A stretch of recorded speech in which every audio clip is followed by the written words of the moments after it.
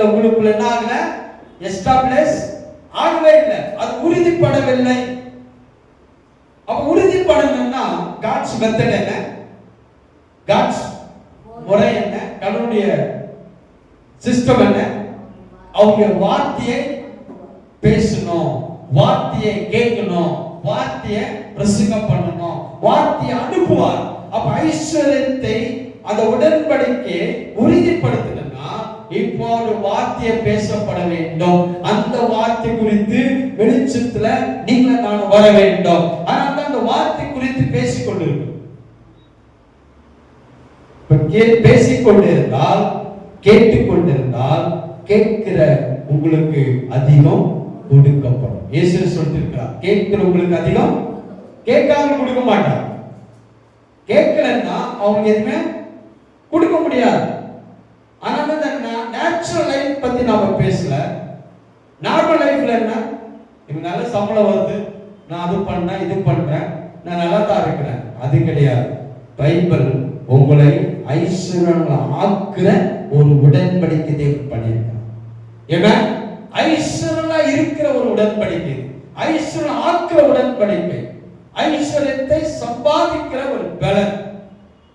அதான் இந்த ஐஸ்வர்யத்தின் உடன்படிக்கை உறுதிப்படணும். ஒவ்வொரு விசுவாசியை பார்க்கும்போது அவர் கர்த்தர் பார்க்கிறார், என் உடன்படிக்கை பண்ணி இருக்கிறேன். லாஸ்ட் கிளாஸ்ல லாஸ்ட் டைம் நான் சொன்னேன், உடன்படிக்கை வேற யார் பேர் மேல இல்ல, தாம் பேர்ல பண்ணி இருக்கிறான். அந்த நித்திய உடன்படிக்கை, மாறாத உடன்படிக்கை. இப்போ நம்ம ஒரு திருமணத்துல ஒரு ஹஸ்பண்ட் வைஃப் அவங்க அந்த சைன் போட்டா உடன்படிக்கை வந்தா அது ஈஸியா அவங்களுக்கு பிரிக்க முடியாது. அது நீங்களா போனோம். அதுக்கு அவ்வளவு பவர் இருக்குன்னு சொன்னா God is a God of covenant. அப்போ கடவுள் அந்த உடன்படிக்கை தேவன், அவருடைய உடன்படிக்கை சீக்கிரம் அது ஃபெயில் ஆகாது. அந்த உடன்படிக்கை ஒரு நாளும் பொய்யாகாது. அது உடன்படிக்கையில நிறைய இருந்தாலும் இந்த உடன்படிக்கையில வெறுத்து ஐஸ்வர்யத்தை உடைய உடன்படிக்கை. ஆனா நீங்க ஐஸ்வர்யத்தை தருகிற தேவன் யாரு? ஐஸ்வர்யத்தை தருகிற தேவன். உங்க தேவன் யாரு? எனக்கு ஐஸ்வர்யத்தை தருகிறவர். அந்த பிரசங்கம் கேட்கனா இன்னைக்கு என்ன கிடையாது, நமக்கு ஐஸ்வர்யம் இல்லை. அப்ப ஐஸ்வர்யத்தை தருகிற தேவன் அவர் என்று நீங்க நினைத்திருந்தால் ஒவ்வொரு விசுவாச சபை இன்னைக்கு வெல்தஸ்ட் விசுவாசிகளா இருந்திருப்பாங்க, வெல்தஸ்ட் சபையா. ஐஸ்வர்யம் இருக்கிற பூமியில நிறைய பேர் இருக்கிறார்கள். ஆனா விசுவாசி தான் கிடையாது, தேவ பிள்ளைகள் தான் கிடையாது. ஏன் கிடையாதுன்னா இந்த உடன்படிக்கை ஐஸ்வர்யத்தை சம்பாதிக்கிற ஒரு உடன்படிக்கை இருக்கிறது. Is a wealth of covenant அப்படின்னு பிரசங்கம் பண்ணதே கிடையாது. நான் கேட்டதே கிடையாது இப்பேற்பட்ட பிரசங்கம். ஐஸ்வர்யத்தை தருகிற தேவன் என்று தேவன் இப்படி காட்டதே கிடையாது, தேவன் பிரசங்கம் பண்ணது கிடையாது. நீங்க கேட்டீங்கன்னு தெரியல. அந்த உடன்படிக்கை உறுதிப்பட வேண்டும், உறுதியாகும். கர்த்தர் உங்களை என்ன பார்க்கிறாரு, நான் பண்ண உடன்படிக்கை இந்த என் பிள்ளைகள் என்ன ஆகல, ஏன் அது உறுதிப்படுத்தல. அதான் சொல்றாரு, அவர் பிதாக்களுக்கு ஆணையிட்டு கொடுத்த உடன்படிக்கையை உறுதிப்படுத்தும்படி. அப்படின்னா இந்த நீங்க கவர்னன்ட்குள்ள வந்தாதான் உறுதியாகும். திருமணத்துல கோடி கோடியா செலவு பண்ணுவாங்க, எல்லாம் பண்ணாலும் திருமணம் உறுதிப்படுவது எதுல தெரியுமா? அவங்க ரெண்டு பேரும் போடுற சைன், அந்த அக்ரிமெண்ட், அந்த கவர்னன்ட், அததான் அவங்க என்ன பண்ண உறுதிப்படுத்தும். அது பண்ணலன்னா அவன் என்ன பண்ணியிருந்தாலும், என்ன கோடி கோடியா செலவு பண்ணியிருந்தாலும் அந்த மேரேஜ்ல கவர்னன்ட்ல உறுதி படாது. ஒரு சின்ன சைன்ல தான், ரெண்டு பேரும் போடுற சைன்ல தான் அவங்க மேரேஜ் கவர்னன்ட் உறுதிப்படும். இப்ப டிக்ளேர் பண்றாங்க ஹஸ்பண்ட் அண்ட் வைஃப். அப்ப உங்களை என்ன கர்த்தர் பார்க்கிறாரு, அந்த உடன்படிக்கை உறுதி ஆகல. ஏன்னா இது எதனுடைய உடன்படிக்கை? ஐஸ்வர்யத்தின் உடன்படிக்கை. இப்ப எனக்கு ஐஸ்வர்யம் இருந்தா தானே அந்த ஐஸ்வர்யத்தின் உடன்படிக்கை உறுதிப்படுத்த முடியும். இப்போ நீங்க ஒரு கம்பெனில போயிட்டு இன்டர்வியூ பண்ணிட்டு உங்களுக்கு இவ்வளவு சேலரி கொடுக்குறாங்க, 1,00,000 சேலரி, இப்போ அது லெட்டர் கொடுத்துருக்காங்க, நீங்க வேலை செஞ்சுட்டு 1,00,000 ஒரு மாசத்துக்கு கொடுத்தாதான் அது உறுதியாகும். நீங்க 1,00,000 சம்பளம் வந்தாதான் அந்த அக்ரிமெண்ட், அந்த அந்த நீங்க இன்டர்வியூக்கு இல்ல அப்பாயின்மெண்ட்டுக்கு என்ன ஆகும், உறுதியாகும். அந்த மாதிரி தான் ஒரு விசுவாசி ஐஸ்வர்யம் இருந்தாதான் ஐஸ்வர்யத்தின் உடன்படிக்கை உறுதியாகும். புரியுதுங்களா? ரொம்ப டீப் சப்ஜெக்ட். நீங்க ஏதோ கேட்டு உள்ள போகாது. நீங்க ஸ்பிரிட்ல இருந்தீங்கன்னா இது ஈஸியா உங்களுக்கு புரியும். ஆமென். கர்த்தருடைய வார்த்தை ஆவியும் ஜீவனமா இருக்கு. இப்ப இந்த வார்த்தை வந்து கொண்டிருக்கும் போது இது எதுல டவுன்லோட் ஆகும் தெரியுங்களா? நீங்க ஸ்பிரிட்டா தான் டவுன்லோட் ஆகும். நிறைய பேருக்கு இது ஏன் அவ்வளவு ஒர்க் ஆகலைன்னா அவங்க இந்த வார்த்தைய எதுல ரிசீவ் பண்ணது கிடையாது, ஸ்பிரிட். ஆனால்தான் காலகாலமா இந்த பிரச்சனை அவர்கள் வாழ்ந்து கொண்டிருக்கிறார்கள். ஏன்னா வார்த்தை என்பது ஒரு உலகம் இல்லைங்களா? Word is a world. அது ஒரு உலகத்துக்குள்ள. இப்ப நீங்க அந்த உலகத்துக்குள்ள போனா நீங்களா அந்த உலகமா மாறணும். இப்ப வார்த்தை உலகத்துக்கு உங்களுக்குள்ள போகுதுன்னா அது spirit. Word is a spirit. அப்ப நீங்க எதுல கேட்கணும்? அந்த ஸ்பிரிட்ல கேட்டீங்கன்னா இது எப்படின்னா ஒரு லைட் போடுற மாதிரி. இந்த ஐஸ்வர்யம் உங்களுக்கு எனக்கு எப்படி வரும்னா சொல்றேன் பாருங்க. தொடர்ந்து இது கேட்டுக்கொண்டே இருக்கும் போது ஒரு நாள் வெளிச்சம் அடிக்கும், ஒரு நாள் உங்களுக்கு லைட் அடிக்கும். அந்த நேரம் தான் உங்களுக்குள்ள ஐஸ்வர்யம் வராது. அதுக்கு என்ன பண்ணணும்? இந்த வார்த்தை, இந்த உடன்படிக்கை ஐஸ்வர்யத்தின் உடன்படிக்கை வார்த்தை நீங்கள நானும் சொல்லுங்க கேட்டுக்கொண்டே இருக்கணும், பேசிக்கொண்டே இருக்கணும். ஏன்னா இதுதான் காட்ஸ் மெத்தட். காட்ஸ் மெத்தட் என்ன தெரியுங்களா? இப்ப ஐஸ்வர்யம் வேணும்னா இந்த வார்த்தையை பேசப்படணும், இந்த வார்த்தை பிரசங்கம் பண்ணணும், இந்த வார்த்தையை பேசணும். ஏன்னா இட்ஸ் காட்ஸ் மெத்தட். கடவுளுடைய மெத்தட் என்ன? அவர் எப்படி செய்வாரு? எங்கேயிருந்து கொட்ட மாட்டார். வானத்தை திறந்து அங்கிருந்து ஆஸ்தி ஐஸ்வர்யம் உங்களுக்கு கொட்ட மாட்டார். அவருடைய வார்த்தை அனுப்பினால் அந்த வார்த்தை என்னாலும் எல்லாத்தையும் உருவாக்கும். ஆமென். அந்த வார்த்தை, அவருடைய வார்த்தை பேசிக்கிட்டே இருக்க பாருங்க. பைபிள்ல எதை எடுத்தாலும் அவர் பேசிக்கொண்டே தான் இருப்பார். பேசிக்கொண்டே இருக்கும் போது அதை பேசின அத்தனை பிள்ளைகளுக்கும் வாழ்க்கை வந்திருக்கிறது.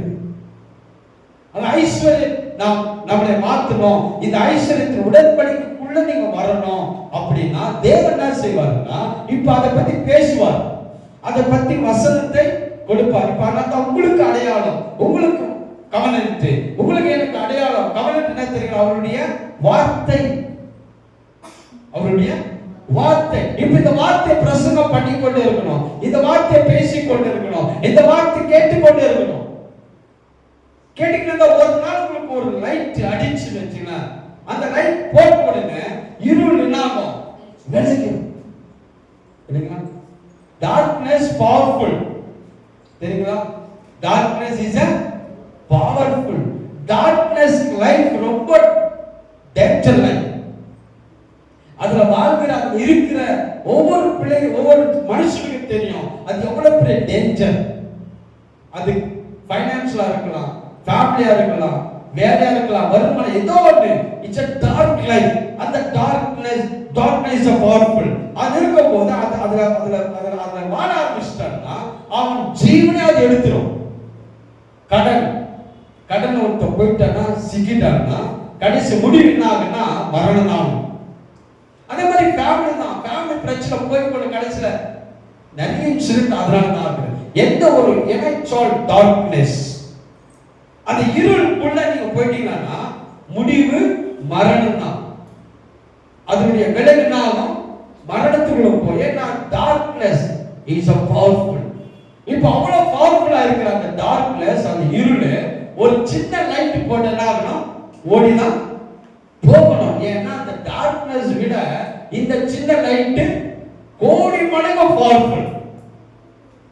ஆனா கர்த்தர் ஃபர்ஸ்ட் வெளிச்சம் உண்டாக கடவுள் சொன்னார். ஆமென். வெளிச்சம் உண்டாக கடவுள்னா வெளிச்சம் ஒண்ணும் கிடையாது, கர்த்தருடைய வார்த்தை. வெளிச்சம் nothing about or nothing as it's a word of God. அப்போ உங்க வாழ்க்கை எவ்வளவு இருளான வாழ்க்கையா வாழ்க்கை உங்க வாழ்க்கை இருந்தாலும் இப்ப அது போகணும்னா இப்ப வெளிச்சம் என்ற தேவனுடைய வார்த்தை வரணும். இப்ப அந்த வார்த்தை வந்து தானே வெளிச்சம் அடிக்கிற மாதிரி. ஒரு நாள் வெளிச்சம் அடிச்சுன்னா நீங்களும் நானும் கோடீஸ்வரர் கிடையாது, ஐஸ்வர்யவான்கள். இத பத்தி எல்லாம் போய் படிச்சிருக்கீங்களா? யாராவது இத பத்தி அதுக்கு ரீசர்ச் பண்ணீங்களா? What is wealth? Wealthiest person என்ன தெரியுங்களா?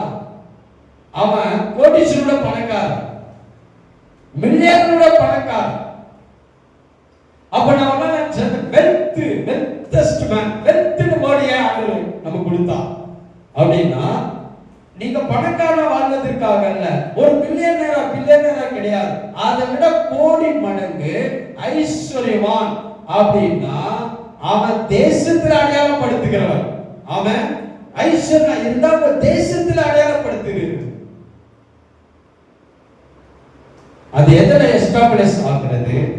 God's covenant. ஐஸ்வர்யத்தின் உடன்படிக்கை உறுதியாகும். எதில் உறுதியாகும்? நீங்க யாரா இருக்கணும்? ஐஸ்வர்யா இருந்தாதான். இது ஆகுவதற்கு தான் அவர் என்ன பண்ணியிருக்காரு? உடன்படிக்கை பண்ணியிருக்கார். இப்ப யார் பேரும் உடன்படிக்கை பண்ணியிருக்கிறார்?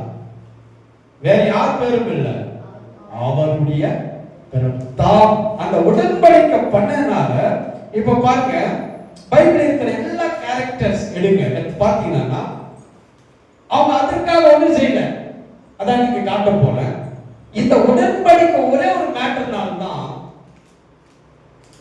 இப்போ ஒரு பெரிய ஒரு நல்ல ஒரு பணக்காரன், அவன் ஒரு பெரிய ஐஸ்வர்யவான் பணக்காரனா இருக்கிறான், ரிச் மேனா இருக்கிறான். இப்போ ஒரு மகளை ஒரு பெண்ணை திருமணம் பண்ணி அந்த கவனத்துக்குள்ள அந்த அம்மா வந்ததுனால இப்போ இவனுக்கு இருக்கிற அத்தனை ஆஸ்திக்கும் பார்ட்னர் யாரா இருக்காங்க? அந்த மனைவி. இப்போ இந்த அவன் ஆஸ்தி எல்லாம் இந்த அம்மாவுக்கு வருது, அவனோட ஒய்ஃப்க்கு வருதுன்னா இந்த அம்மா ஏதாவது செஞ்சுதான்? ஒரு டீப்பா கேளுங்க, இது ஒரு நல்ல ஒரு டீப் சப்ஜெக்ட். இப்போ இந்தியாவில் ஒரு பெரிய பணக்காரன், அவன் கல்யாணம் பண்ணி ஒரு பொண்ணு வருது. இப்போ அந்த கல்யாணம் மேரேஜ் இஸ் a covenant, அதான் சொன்னேன். இப்போ அந்த அம்மா அவனுக்கு மேரேஜ் ஆனதுனால இப்போ அவனுக்கு இருக்கிற அத்தனை செல்வம், ஆஸ்தி, ஐஸ்வர்யம் எல்லாமே யாருக்கு சொந்தமாகுது? அவன் ஒய்ஃபுக்கு.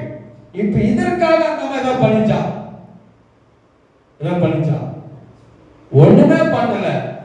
ஆனா ஏன் அந்த அம்மாவுக்கு அதுக்கு அதிகாரம் உண்டாகும்னா that is a covenant. That's called covenant of marriage.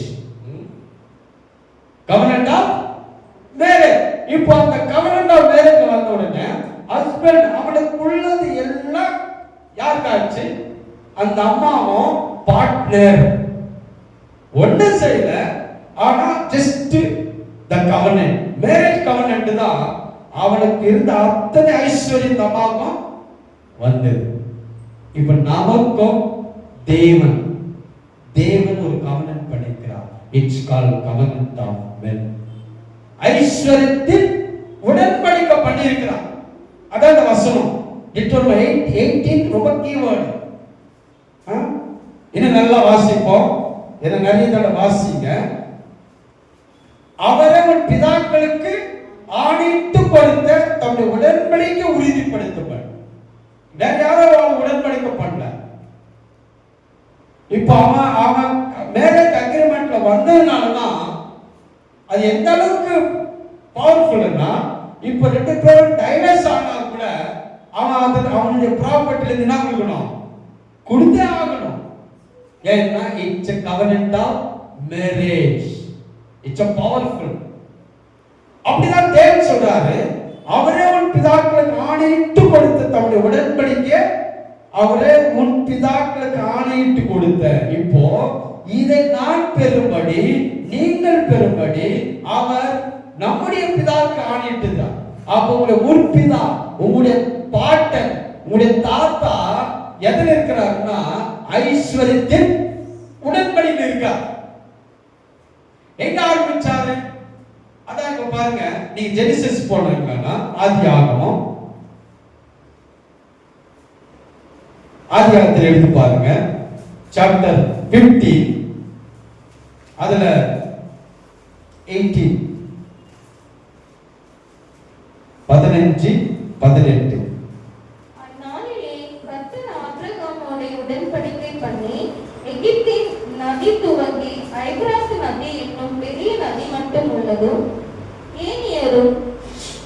அந்த நாள கர்த்தர் ஆபிரகாமோடு உடன்படிக்கை பண்ணார். இப்ப தேவன் என்ன பண்றாரு? ஆபிரகாம் அங்க வாசித்த உன் பிதாக்கள் யார் பிதா? ஆபிரகாம். இப்ப ஆபிரகாம் தான் உடன்படிக்கை பண்ணியிருக்கார்.